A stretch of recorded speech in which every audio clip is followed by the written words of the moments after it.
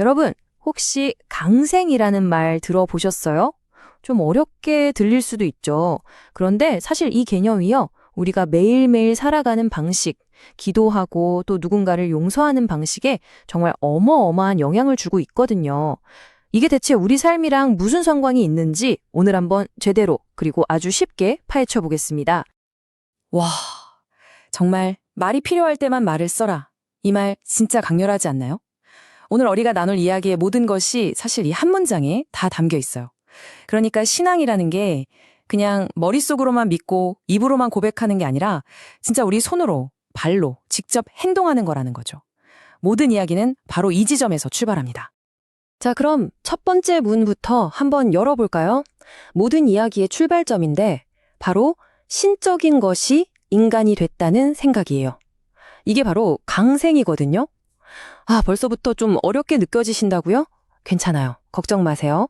이 첫 단추, 이 강생이라는 개념만 딱 잡고 가면 오늘 뒤에 나올 얘기들이 정말 신기할 정도로 명확하게 이해될 거예요. 그럼 강생이 도대체 뭘까요? 여기 쓰여 있는 것처럼 그냥 신적인 존재가 인간의 탈을 잠시 썼다. 이런 게 아니에요. 뭐랄까, 신이면서 동시에 완벽한 인간, 그냥 그 자체가 되셨다는 뜻이거든요.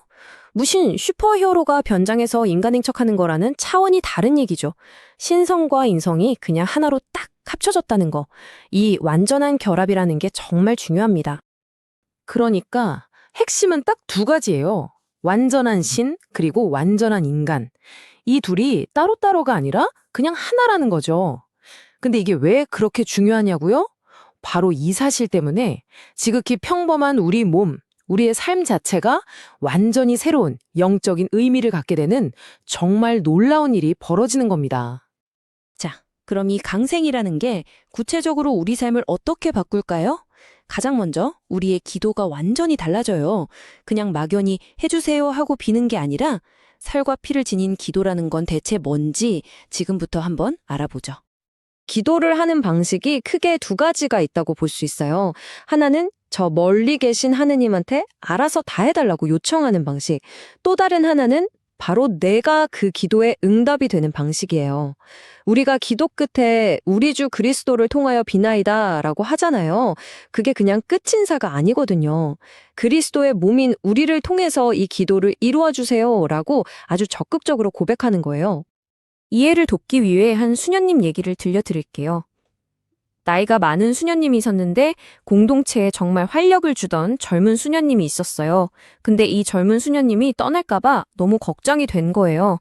그래서 매일같이 기도했죠. 제발 저 수녀가 남게 해주세요. 공동체가 자기를 얼마나 원하는지 깨닫게 해주세요 하고요.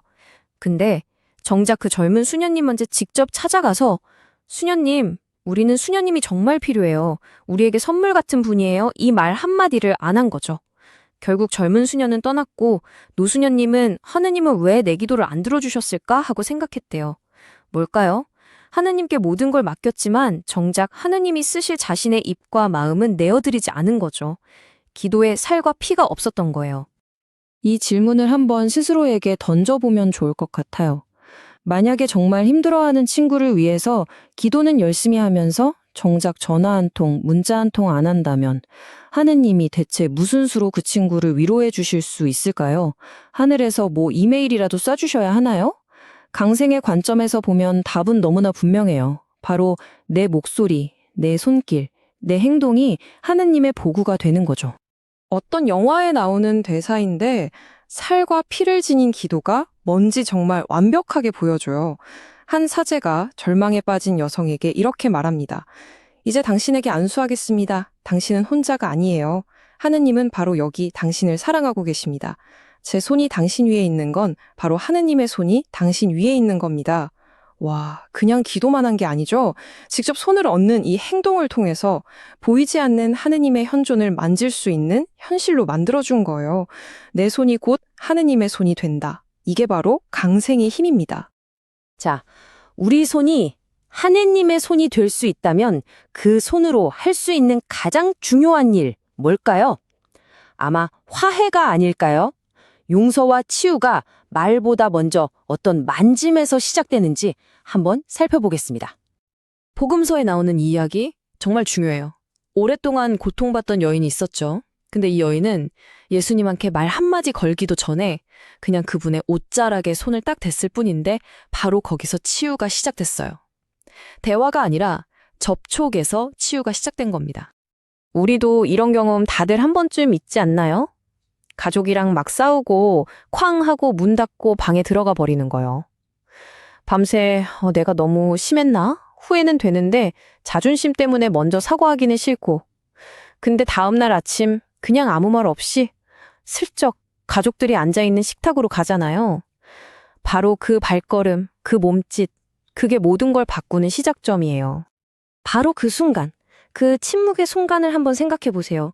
말은 한마디도 안 했지만 이미 화해의 가장 중요한 행위가 시작된 거 아닐까요?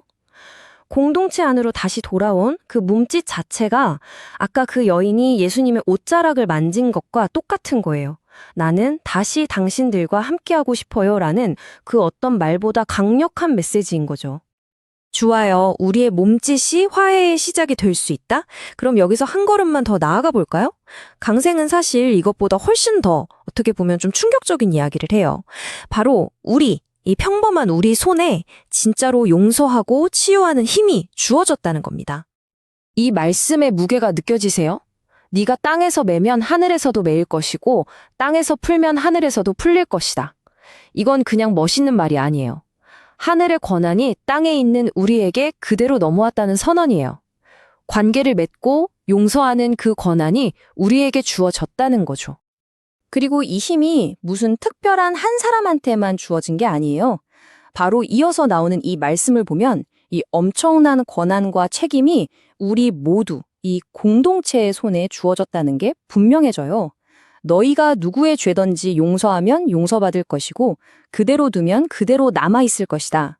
우리가 여기서 서로를 용서하면 그게 하늘에서도 그대로 이루어진다는 약속입니다. 정말 대단하죠? 체스터턴의 짧은 이야기가 하나 있는데 이 권한이 어떻게 작동하는지 정말 잘 보여줘요. 지옥 문 앞에서 사람들이 자기 아들을 꺼내달라고 막 애원하는데 문이 꼼짝도 안 해요. 그런데 바로 그 아들의 어머니가 와서 딱 한마디 합니다. 나를 들여보내 주시오. 그러자 문이 바로 열렸다는 거예요. 사랑은 죽음의 경계조차 넘어서 그 사람을 묶고 있던 것들을 풀어주는 힘이 있다는 걸 보여주는 거죠. 자, 근데 이쯤 되면 아마 이런 생각이 드실 거예요. 잠깐만요. 이게 말이 돼요? 너무 좋은 얘기라서 오히려 믿기가 힘든데? 그쵸. 저라도 그런 생각 들 것 같아요. 아주 자연스러운 의문입니다. 같이 한번 풀어보죠. 아니, 정말 이게 사실일까요? 이렇게 실수도 많고 부족한 우리 같은 인간이 서로에게 하느님의 용서와 치유를 전하는 도구가 될 수 있다니, 이게 가능한 일일까요? 여기에 바로 그 해답이 있습니다. 핵심은 용서하는 주체가 나가 아니라는 거예요. 이 능력은 우리 것이 아니라 우리를 통해서 일하시는 그리스도의 능력인 거죠. 하느님께서 인간의 몸을 통해서 일하기로 결정하신 사건, 바로 강생이 있었기 때문에 우리의 손과 말이 그분의 능력이 지나가는 통로가 되는 거예요. 내가 하는 게 아니라 내 안에 그리스도께서 하시는 일이라는 거죠. 그러니까 아까 그 질문에 대한 답은 네, 그렇습니다. 예요. 와, 이건 진짜 너무 좋아서 사실이 아닐 것 같아. 바로 그 느낌? 그 느낌이 바로 강생의 핵심이에요. 우리가 성탄 때 부르는 기쁘다 구주 오셨네가 왜 그렇게 기쁜 노래겠어요. 이건 세상을, 현실의 규칙을 완전히 뒤바꾸는 정말 충격적으로 좋은 소식이기 때문이에요. 결국 이 강생의 신비는요, 그냥 오래된 책 속에 박제된 교리가 아니에요. 지금 여기서 우리에게 서로를 치유하고 용서하고 사랑으로 꽉 붙들어줄 수 있는 엄청난 힘과 책임을 주는 살아 숨쉬는 현실입니다. 오늘 이야기를 마무리하면서 여러분께 마지막 질문 하나를 남기고 싶습니다. 오늘 당신의 그 따뜻한 손길을 필요로 하는 사람은 과연 누구일까요?